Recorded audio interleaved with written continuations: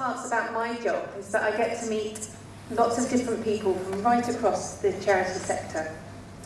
And I've discovered, when talking to them, that NADFAS volunteers are very well known in the worlds of heritage and the arts. The Marsh Award for Volunteering with NADFAS is one of 70 awards we run with over 40 different charitable organisations, in order to recognise some of the many fantastic people that do things out of love and not for money. So when we started working with NADFAS, I started asking some of our partners and contacts really about NADFAS volunteers. And I became very impressed, because the more people I asked about NADFAS volunteers, the more I realised just how well known and appreciated they are. And not just internally at NADFAS, but also across many different organisations. I would be speaking with our partners from the Church's Conservation Trust, and I asked him, have you heard of NADFAS volunteers? He said, yes. Just the other day I was presented with a beautiful leather-bound church copy of the church record by a group of volunteers. Or I mentioned them to the Historic Houses Association. Sorry. He said, yes, I've heard of NADFAS volunteers. They've saved some of our members thousands of pounds in conservation work. Whilst visiting a National Trust property, Wimpole Estate, I asked somebody from ICON whether they'd heard of NADFAS volunteers. They said they'd worked professionally alongside NADFAS volunteers for many years. It's really, really impressive. So the more I learnt about NADFAS volunteers, the more I realised how influential they are right across the sector. They create detailed historical records used by many institutions. They carry out essential works and services for different organisations, saving hundreds of thousands of pounds for the sector each year. And they work with the community, and they work with young people, just so. It's really encouraging to see such widespread recognition of volunteers, and we're delighted to be running this award. As one of the members of the judging committee, I can tell you it's really, really hard to make the decisions. So much so that we increased the number of individual awards this year to recognise 4 individuals from one from each area of the principal areas of volunteering.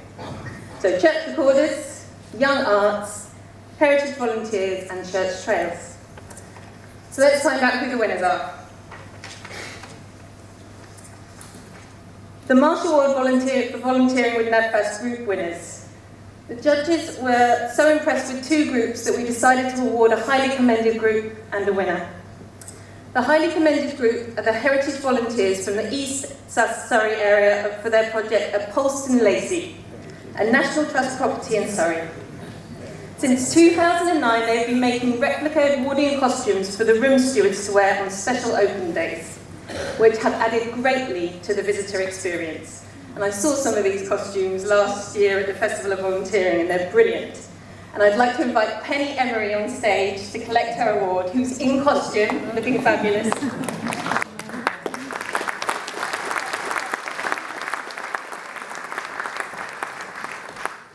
The 2014 Marsh Award for Volunteering with NADFAS goes to Tess Valley Society's Young Arts team of Anne Keenan, Linda King and Anne Isherwood.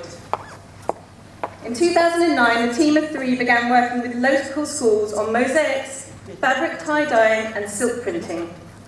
They have worked on a project with Andover College, assisting students in compiling portfolios for their applications to art school. Tess Valley have also supported school projects as diverse as African Week, an art gallery project and altar cloths.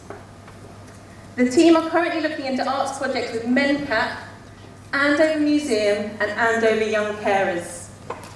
They have enhanced the appreciation and understanding of art across all ages and youth organisations within the Tess Valley area. And I'd like to invite Julie Whitehead, Chairman of the Tess Valley Society.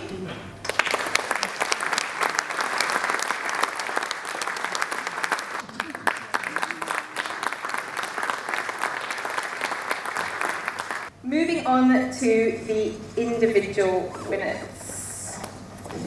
The individual winner for Young Arts goes to Mary Riley, who was responsible for initiating a large community project for the Young Arts called It's a Birdie. The project is related to the Open Golf Championships held in Lytham, St Anne's in 2011, for which the Fylde Society received funding from the Arts Council, Fylde Borough Council and the Patricia Fay Memorial Fund. The Society worked in partnership with the RSPB, Home Start Children's Centre, and as well as local schools and church congregations. All in all, 600 people were involved, including practicing artists and teachers. This very successful venture led to Fylde Decorative Fine Arts Society achieving partnership status with the Arts Council. And I'd like to invite Mary Riley on stage to get her award.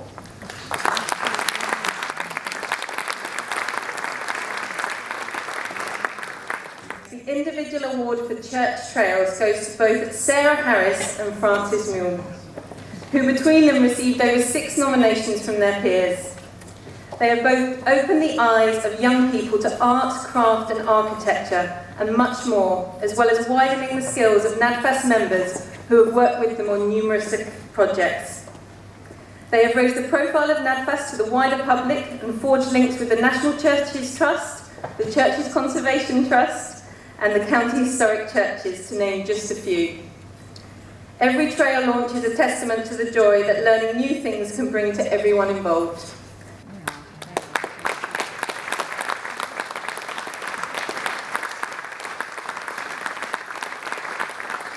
Now, the individual award for heritage volunteering goes to Pat Livesey for her leadership of a team of heritage volunteers to help in the recovery of a derelict, historic walled garden and associated listed buildings at Luton Hoo in Bedfordshire. Charlotte Phillips, Heritage Director of the project, said, "Within garden history circles, the Luton Hoo walled garden is now known to be one of the most thoroughly researched gardens in the country, a reputation which is largely due to Pat Livesey and her fantastic work. Most importantly, the research she has led is being used to form the Walled Garden Conservation Plan, which is so crucial for the future restoration of the garden."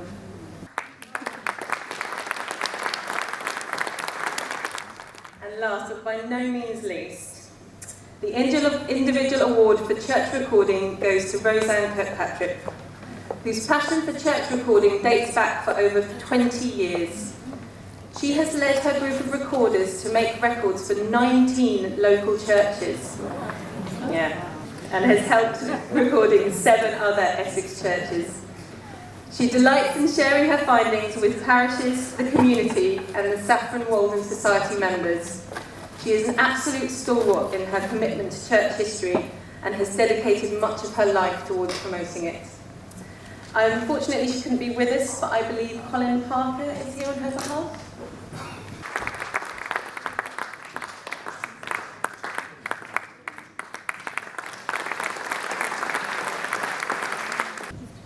Well, congratulations to all those winners, and thank you especially to Jo Wynyard for coming today. We appreciate her taking time out from her busy, very busy schedule, and we so appreciate having those rewards. It's wonderful to have more outside recognition for our volunteers. So thank you.